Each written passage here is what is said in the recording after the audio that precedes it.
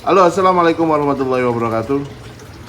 Jadi di video kali ini saya akan lebih memperingatkan lagi kepada teman-teman yang masih berpikir mau merawat ikan mas koki, teman-teman.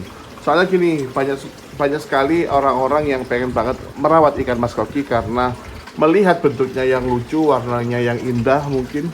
Jadi dia pengen merawat, tapi apa sudah yakin sudah sesiap itu? Beberapa permasalahan ikan koki itu banyak sekali, teman-teman. Bukan beberapa, itu banyak sebenarnya. Nah, masalah yang paling utama ikan mas koki itu jorok. Jorok banget.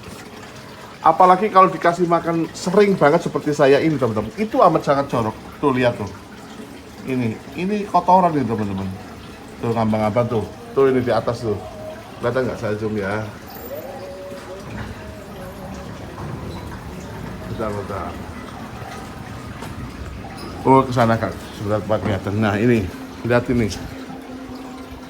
Ini kotoran, ini kotoran lagi. Biasanya kotorannya ini dimakan sendiri, teman-teman. Dimakan, habis gitu dimuntahkan. Biasanya sih seperti itu. Tuh kan pada ikut sini. Tuh kan, bentar lagi dimakan. Tuh. Oh enggak dimakan. Belum lagi tentang permasalahan. Hai nih mas. Setelah permasalahan kotoran, teman-teman, otomatis kalau terlalu banyak kotoran yang dibuang itu otomatis bakal banyak juga, bakal sangat mempengaruhi kepada pencemaran air. Kalau kita bicara pencemaran air, tentu saja airnya jadi butek, teman-teman. Makanya untuk teman-teman sebelum merawat ikan mas koki, alangkah lebih baiknya nonton video ini dulu biar minimal teredukasi lah, minimal tahu apa yang harus dilakukan, apa yang harus dipersiapkan. Jadi nggak asal ngerawat ikan aja gitu, teman-teman. Soalnya step-stepnya itu lumayan juga. Kalau misalnya kita nggak siap, kita akan effortnya itu akan lebih, tenaganya akan lebih, dan juga kita akan mengeluarkan uangnya secara lebih, teman-teman. Soalnya kita akan mencoba lagi gitu. Belum lagi kalau misalnya sakit seperti ini, kalau kita penanganannya itu belum bisa, wah itu bisa bahaya, teman-teman.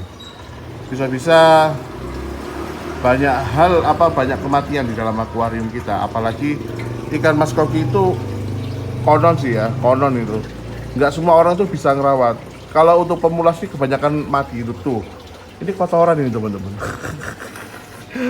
Jadi gimana kelihatan indahnya akuarium ini, tapi nanti akan hilang sendiri. Entah itu tersedot atau dimakan akhirnya jadi lembut, akhirnya ikut arus output kemudian masuk ke filtrasi. Itu pasti juga akan begitu. Dan untuk selanjutnya setelah kotoran ini tentang populasi, teman-teman. Populasi ikan mas koki ini menurut saya kan mereka hidupnya kan berkelompok. Kalau orang-orang pemula baru membuat akuarium, baru hobi ikan, biasanya mereka akan beli ikan mas koki secara jor-joran. Karena selain harganya yang murah banget, bahkan menurut saya kan ada yang kecil-kecil harga Rp5.000. Seperti punya saya yang ini dulu belinya itu 5.000. Yang ini sekarang udah besar. Tuh, loh, balik tuh. Sekarang baik lagi. Tuh lihat, teman-teman tuh. Ini kotoran semua, teman-teman. Tuh, ini kotoran tuh yang saya kata tadi. Kalau ini nih, Mas. Ini kotoran, teman-teman. Tuh, dilihat di filternya tuh. Ini padahal belum 1 minggu loh, udah numpuk kayak gini. Tuh, ini kotoran semua. Jadi kalau misalnya teman-teman belum menyiapkan beberapa hal, belum mempelajari tentang mas koki secara seutuhnya, saya pelajari dulu gimana ekosistemnya, gimana cara ngerawatnya secara bagus. Bentar, masih ada komat.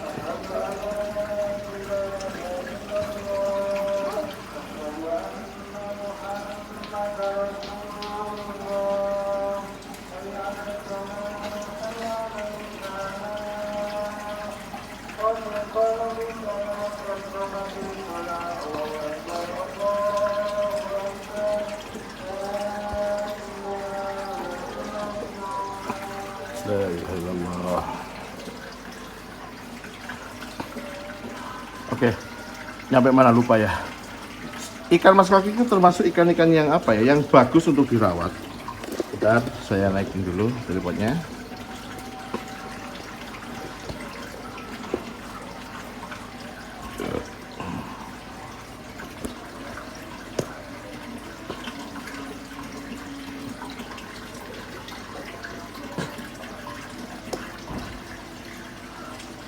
Oke, ikan mas koki itu merupakan salah satu ikan yang amat sangat mudah dirawat bagi yang sudah tahu prosesnya. Bagi yang sudah tahu bagaimana nanti efeknya. Soalnya ikan mas koki itu kalau kita bilangnya itu gopok, gampang mati teman-teman. Jadi kalau misalnya teman-teman pemula merawat ikan mas koki itu 50% itu bisa mengalami kematian. Karena biasanya pemula kan tujuannya ngerawat ikan kan cuman ditaruh, masukin akuarium, udah gitu masuk dikasih makan, udah gitu aja sampai akhirnya mungkin mereka bosan atau 1-2 hari ikannya kemudian mati karena mungkin terlalu banyak populasi dan lain-lain teman-teman. Makanya menurut saya yang paling penting dalam kita merawat ikan mas koki yaitu kesiapan kita sendiri, kesiapan secara tempat.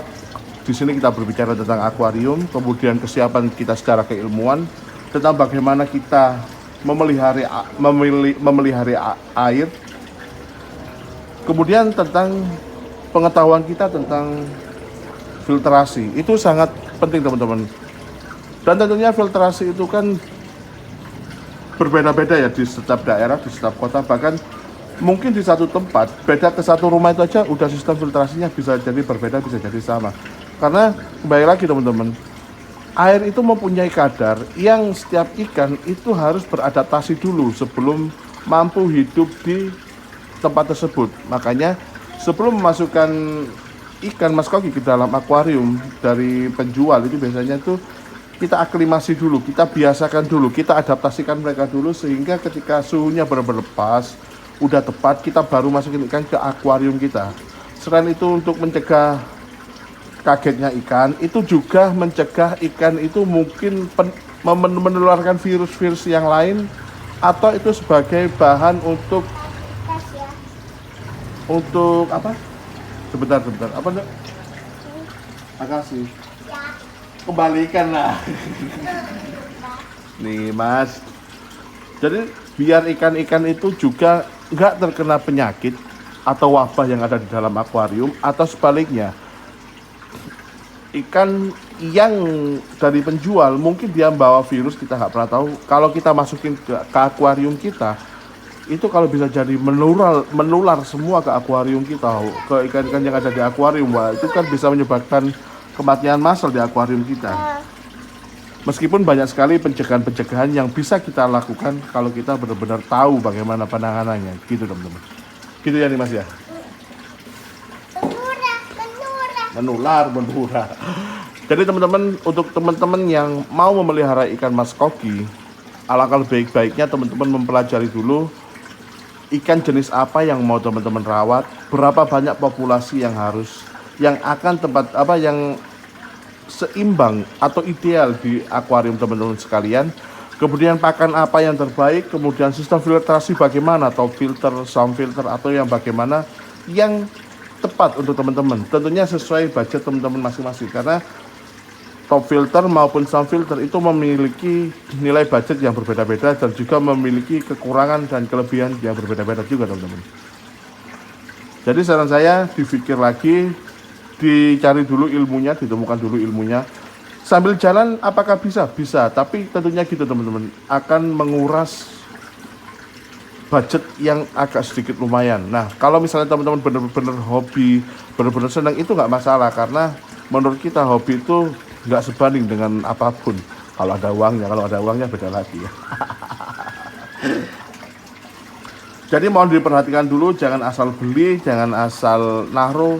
Kita pelajari dulu, kita tentukan dulu, kita pastikan dulu, baru kemudian kita mempraktekkan atau menaruh menaruh ikan mas koki sesuai dengan kebutuhan kita. Kita kan punya ikan kan kepingin pas kita ngelihat itu enak, pas kita mandang itu nyaman, bukan sekedar pingin kasih makan tinggalkan, nggak seperti itu kan. Ya wes, itu saja video kali ini. Terima kasih teman-teman sudah menonton. Silahkan di-share teman-teman, agar teman-teman yang lain yang ingin merawat ikan mas koki lebih tahu bagaimana dia harus bersikap, lebih tahu bagaimana dia harus bertindak, lebih tahu bagaimana dia harus menentukan budget, skema, dan lain-lain. Terima kasih sudah menonton. Assalamualaikum warahmatullahi wabarakatuh. Sukses untuk teman-teman semua dan untuk saya. Amin amin ya rabbal alamin.